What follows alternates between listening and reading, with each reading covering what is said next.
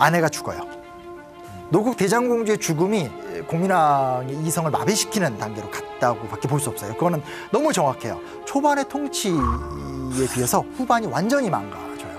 근데 거기에 결정적인 건 아내의 죽음이에요. 그로 인한 멘탈이 너무너무 상처가 컸던 것 같아요. 그래서 그때부터 매일매일 연회를 벌인다라든지 새롭게 절을 짓거나 이렇게 아내를 위한 기념 시설 같은 걸 만들면서 백성들을 다 이렇게 노역을 시킨다라든지, 그리고 그 단계에서 얘기하기 불편한 부분들, 그 당시에 이제 남색이라는 단어를 썼어요. 기록에 남아있는 것들을 보면 자제위라는 걸 두고, 그러니까 쉽게 말하면 개인의 경호 시스템을 만들게 되고 여기에 어린 미소년들을 뽑았다라는 거예요.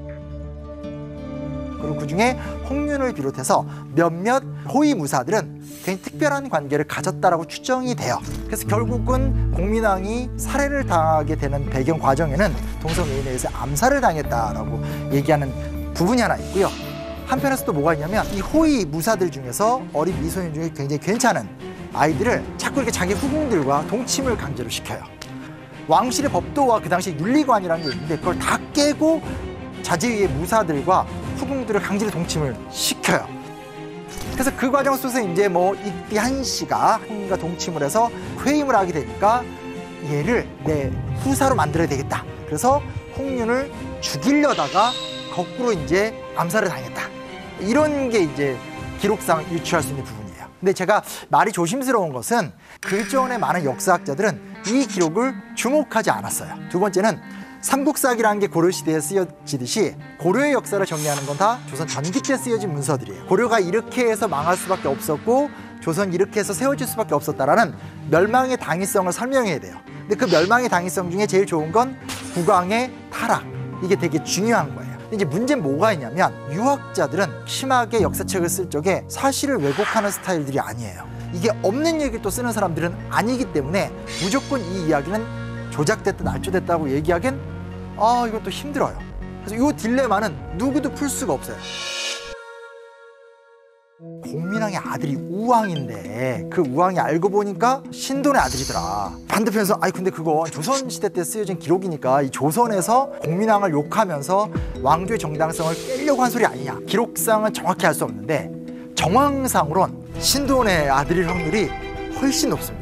어렸을 때 모니노라고 불렀던 아이인데 공민왕은 이런 생각 못했을 거예요. 이게 불씨가 돼서 고려가 망하게 될지는 생각도 못했을 거예요. 왕실에서 후사는 정말 중요하거든요. 왜냐면 대를 이어야 되니까. 근데 문제는 아이가 안 생기는 과정이었어요. 근데 여기서 어떤 상황이 생기냐면 신돈을 데려오는데 자기의 여종 반야를 바쳐요. 공민왕이 신돈의 집에 올 일이 있으면 며칠씩 묵어가면서 반야를 지낸 거예요. 그리고 나서 얼마 있다가 진짜로 반야가 회임을 한 거예요. 그렇게 태어난 모니노라는 아이는 공민왕의 아이일까요? 신돈의 아이일까요? 근데 공민왕 입장에선 정말 어렵게 얻은 후사다. 이거 무조건 내 후사다라고 믿었어요. 그래서 결국은 이 아이를 데려왔고 아이를 후사로 만들어버렸죠. 그게 우왕이에요. 근데 이게 나중에 결국은 조선왕조에서 우왕과 창왕은 왕우왕창이 아니라 신우신창이다 라고 얘기하면서 어차피 왕씨 집안에 되는 공민왕에게서 끊겼기 때문에 왕조 멸망의 단서가 되게 됩니다. 공민왕을 보고 있으면 그 잘못된 리더십 중에 하나 뭐냐면 신하들을 너무 믿어요. 아마 공민왕의 생각은 내가 이렇게 행동을 하면 더 나를 위해서 충성하겠지 이렇게 생각을 했던 것 같아요. 근데 사람이란 게 그렇지 않아요. 실제로 공민왕의 최측근들은 대부분 다 반역을 일으켜요. 조일신이라든지 김용 같은 사람들, 가장 아꼈고 가장 의지했던 사람들이 다 반역을 일으키게 돼요. 혹시 정세훈이라는 이름 들어보신 적 있어요? 아마 못 들어봤을 거예요. 개경대첩이라고 말 들어보셨어요? 못 들어보셨을 거예요. 홍건적이 쳐들어왔었을 때 실제로 정세훈이라는 장군이 자녀 병력 한 20만 정도를 어떻게 다 끌어와서 개경에서 홍건적을 격퇴하고 나라를 지켜내요. 근데 여러분 정세훈이라는 이름 석자 몰라요. 개경대첩 처음 들어봤죠? 왜 그런지 아세요? 대첩을 세웠잖아요. 그러니까 얼마나 공민왕이 기분이 좋겠어요. 본인은 피난가 있는 상황이었는데. 그래서 그에게 공포상을 하라고 상을 내렸는데 그 명령서를 받아든 김용이라는 신하가 명령서를 조작해서 사형 명령서로 둔갑을 시켜요. 그래서 결국은 정세훈을 사형시켜버려요. 그래서 기록이 안 되는 거예요. 굉장히 상호 불신이 많아질 수밖에 없게 되고 개혁 정치를 꿈꾸는 사람들은 다 떠나갈 수밖에 없게 되겠죠. 그럼에도 불구하고 우리가 공민왕을 기억해줘야 되는 두 가지 이유가 있어요. 그게 뭐냐면 신진사대부들을 양성했다라는 거예요.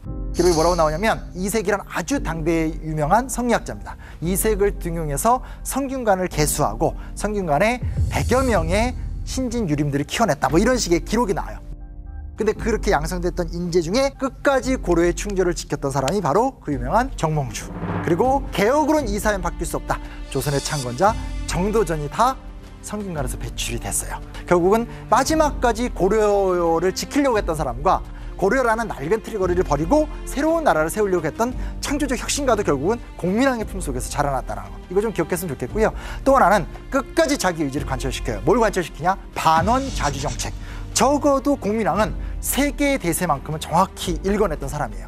원나라는 지는 달이고 뜨는 해는 명나라고, 이 과정을 잘 이용해서 우리가 새롭게 거듭나야 된다는 것을 23년 치세 기간 동안에 단 한 번도 놓치진 않아요. 그래서 많은 역사학자들이 공민왕의 외교를 봐라, 이런 얘기를 또 많이 한다는 것도 기억해 주시면 좋을 것 같습니다.